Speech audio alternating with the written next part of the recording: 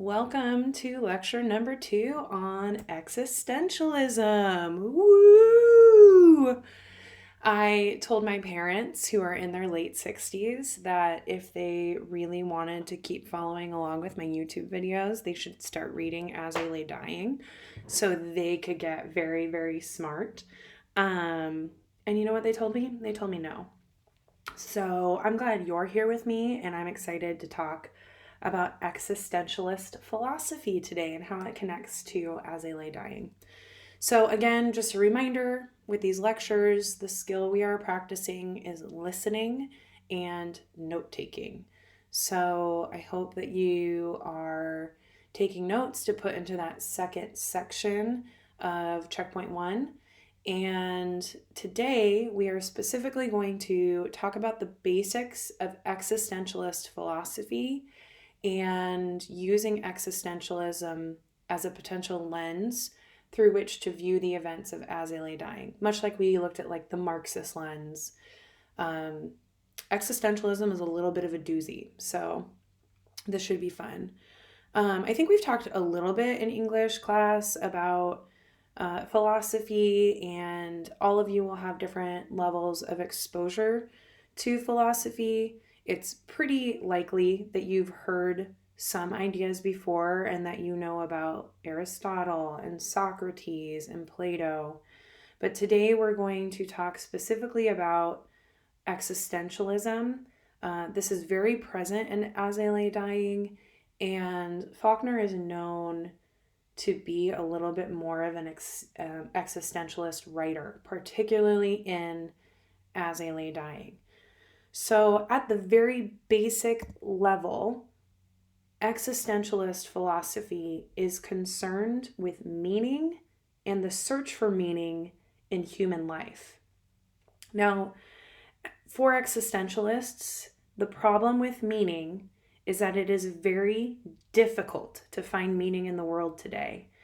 And they say that most people are never able to find meaning. The historical context of existentialism is in the late 19th century. We had industrialization taking off, there was a lot more secular thinking.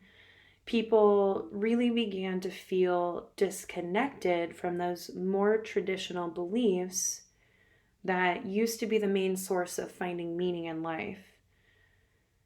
We also had things like world wars, World War I and World War II. These were times where existentialism really took off as people saw the devastation of humanity and the level of cruelty that man can have on others.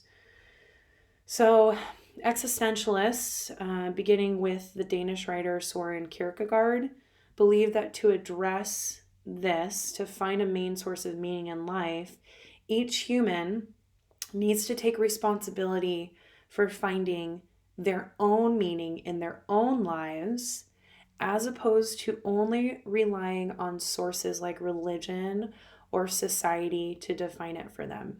Meaning can only be found by the individual. So we all create our own meaning for life. So this is the basic idea, the heart of the philosophy of existentialism. But there are some key ideas that contribute to it that we should talk about.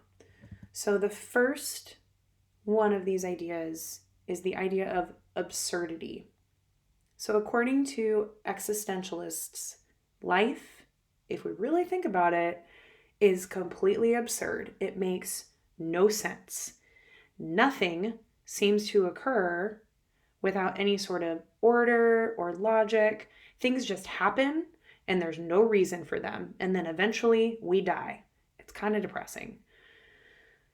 Unfortunately, human nature is one where we try to find order and logic in our lives and try to find a reason for everything.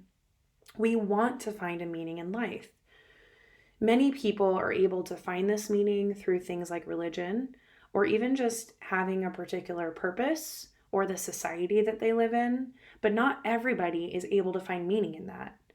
So absurdity is defined as this juxtaposition between a world that makes no sense and then a human race that seems determined to try and make sense of it. This is where existentialism comes into play. So I'm going to keep explaining the general process of existentialism, but before we move on, I just really want to emphasize that this is one philosophy, this is one worldview, not necessarily mine, not necessarily one I'm prescribing. And I just want to make sure that we're not discrediting or devaluing religion. Actually, Kierkegaard was a Christian existentialist. He had a very interesting time trying to have those two work together.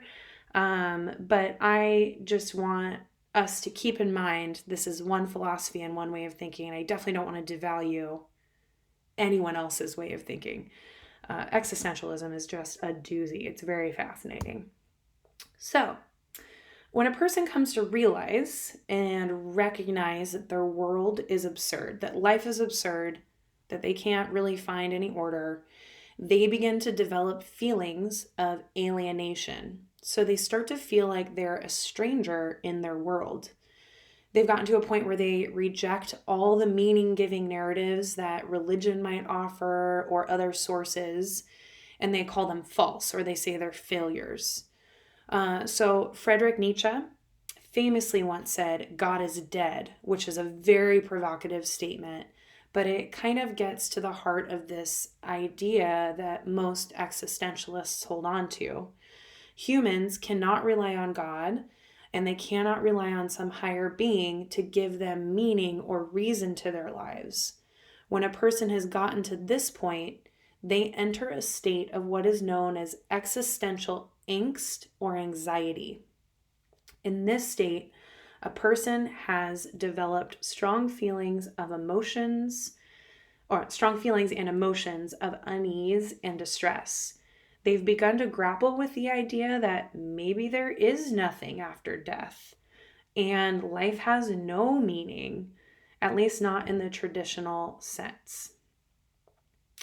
So this might sound like a really bad thing. It does sound super depressing, but for an existentialist, this is great because it's only at this point that that a person can start to achieve personal freedom.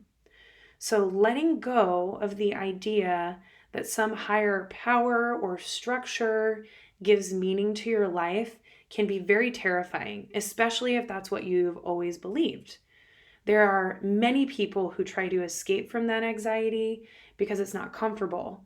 And it's tough to accept that nothingness and absurdity are what actually define the world. However, at the same time, you can view those feelings of anxiety as empowering. The anxiety you feel demonstrates that you are an individual and that the structures of meaning that have been imposed upon you by society aren't real. Because there's nothing external to define meaning. It has to come internally from within ourselves. You get to define what your own life means. This means that to embrace anxiety also adds a great burden or responsibility because it is up to you to take control of your life and define meaning. So, you've accepted that the world is meaningless and you've accepted your state of anxiety around the fact. So what is next? An existentialist would tell you that the only way to deal with this is to try to achieve a state of authenticity, meaning find a way to live that's true to yourself and the world that you live in. This is not easy to do. The world that we live in often demands conformity. It is always easy to just go with the crowd, but to do so denies your true self. It is also difficult because when existentialists talk about being your authentic self, that also means accepting and embracing the absurdity of life. It means that you live your life understanding and acknowledging that your choices are your own and that you will never get any sort of external justification for whether or not your choice was the correct one. There will be no reward You just have to be happy with what you have in life. Not everyone gets to that point. In fact, many people can't quite handle the responsibility of achieving authenticity and personal freedom. And if so, they might enter into a state of what we call existential despair. These are people who have come to recognize the absurdity and lack of meaning in life, but for whom that realization does not cause a sense of freedom, but a complete loss of hope. Someone in a state of despair refuses to accept their situation or to act against it. They just surrender to it and then they allow it to consume their entire lives. That is really where it can get depressing. So there's a lot more to existentialism, and if that's interesting to you, I highly recommend a philosophy class in college. But for now, you've got the basics of it, and this is enough to kind of help you connect it to what we're seeing in As I Lay Dying. As I said earlier, As I Lay Dying can be read as an explicitly existential work. So many of the characters grapple with ideas of meaning and nothingness and existence. You will see examples coming in the coming chapters of both Darl and Vardaman dealing with feelings of existential anxiety, trying desperately to understand a world that they have come to feel has no meaning. And then on the other hand, we're going to have characters like Anne's and Dewey Dell who seem to have surrendered to their situations completely, and they're unable to take an action to fix the problems in their lives. We might see them as maybe being in this state of existential despair. Later in the novel, we will see the ways in which Addie Bundren herself was a person who strived for authenticity in her life, whether or not we believe she was successful. As you read the next section of the novel, I invite you to pay close attention to characters who question existence, who question meaning, and think about how would an existential philosopher view this? And are there any characters on the path to achieving a sense of authenticity? So that is our Cheerio lecture for today. We're going to have some good conversations this week. But of course, if you have any questions or if you need anything, pop into my office hours or shoot me a message, and I will look forward to talking with you soon. Bye.